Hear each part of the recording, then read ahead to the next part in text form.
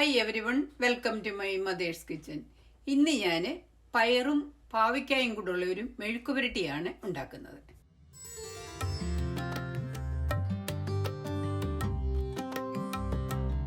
പയറ് ഒരു ഇഞ്ച് നീളത്തിലാണ് അരിഞ്ഞു വെച്ചിരിക്കുന്നത്. അതുപോലെ പാവയ്ക്കായും ഏകദേശം 1 ഇഞ്ച് നീളത്തിലാണ് അരിഞ്ഞിരിക്കുന്നത്. ഇത് രണ്ടും 200 ഗ്രാം വീതം ഉണ്ട്. ഇനിയും ഇതെല്ലാം കൂടി ഒന്നിച്ച് വേവിക്കുകയാണ്. ഒരു 1/4 കപ്പ് തേങ്ങ കുത്തിയെടുത്തതും ഉണ്ട്. ഒരു പച്ചമുളകാണ് ചേർത്തിരിക്കുന്നത്. ഇനി ഇതിലേക്ക് ഒരു 2 തണ്ട് കറിവേപ്പില ചേർക്കുകയാണ്. 1/2 ടീസ്പൂൺ ഉപ്പാണ് ചേർക്കുന്നത്. ഒരു 1/2 കപ്പ് വെള്ളം കൂടെ ചേർത്താണ് ഇത് വേവിച്ചെടുക്കുന്നത്. മീഡിയം ഫ്ലെയിമിലാണ് സ്റ്റൗ ഓൺ ചെയ്തിരിക്കുന്നത്. ഇത് മൂടി വെച്ച് വേവിക്കുന്നില്ല. അതുപോലെ തന്നെ ഇടയ്ക്കിടയ്ക്ക് ഇളക്കി കൊടുക്കണം.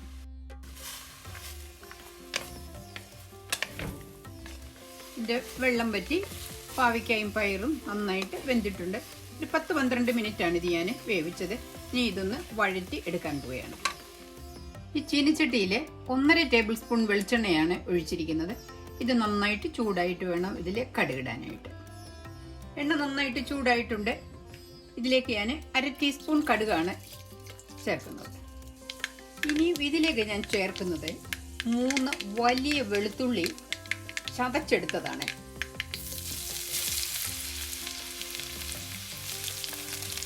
നിങ്ങൾ ചെറിയ വെളുത്തുള്ളിയാണ് ചേർക്കുന്നതെന്ന് വരിയിൽ ഒരു 5-8 എണ്ണം ചേർക്കാം. കാരണം മെഴുക്ക് പുരട്ടിക്ക് വെളുത്തുള്ളി ചേർക്കുന്നത് വളരെ നല്ലതാണ്.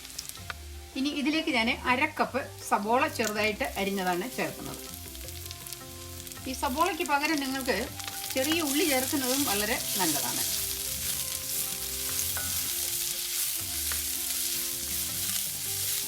ഒരു വലിയ സബോളയുടെ പകുതിയാണ് ഞാൻ ആ പയർ വെന്തപ്പം ചേർത്തു. ഇത് അതിൻ്റെ പകുതിയാണിത്. ഇനി ഇതിലേക്ക് ഞാനൊരു 1/4 ടീസ്പൂൺ മഞ്ഞൾപ്പൊടിയാണ് ചേർക്കുന്നത്. കാരണം ഇത് മഞ്ഞൾപ്പൊടി ചേർത്ത് കഴിയുമ്പോൾ ആ മെഴുക്ക് പുരട്ടിക്ക് നല്ലൊരു കളറ് കാണും. കളറും കിട്ടും, മഞ്ഞൾ ചേർക്കുന്നത് ഗുണവുമുണ്ട്. ഇതിലൊരു 1/4 ടീസ്പൂൺ ഉപ്പും കൂടെ ചേർത്താണ് വഴറ്റിയെടുക്കുന്നത്. 2 തണ്ട് കറിവേപ്പിലയും കൂടെ ചേർക്കുന്നുണ്ട്.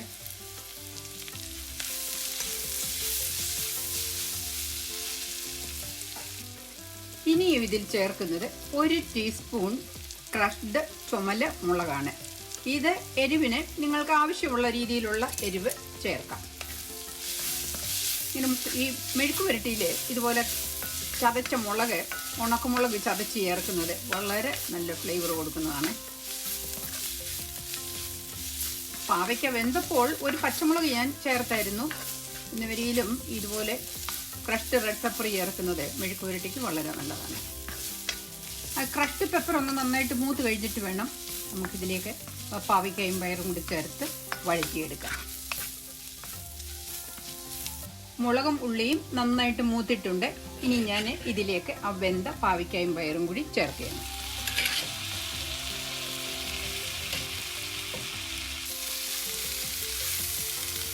ഈ പാവയ്ക്കായും പയറും വേവിക്കുമ്പോൾ ഒരുപാട് അങ്ങ് സോഫ്റ്റാക്കി വേവിച്ചെടുക്കരുത്. ഇതിപ്പോൾ ഒരു 1/4 പരുവത്തിൽ വേവിച്ചിട്ട് വേണം ഇതുപോലെ ഒലത്തിയെടുക്കാനായിട്ട്.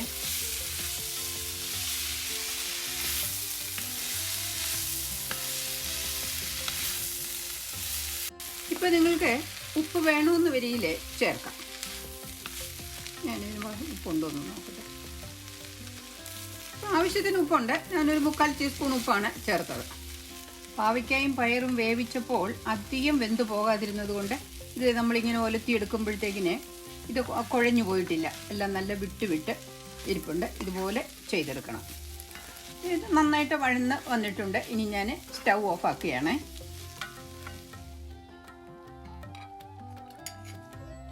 വളരെ രുചിയുള്ള ഒരു മെഴുക്ക് പുരട്ടിയാണിത്. ഇതുപോലെ ഉണ്ടാക്കി നോക്കുക. ചോറിനൊക്കെ വളരെ നല്ലതാണിത്.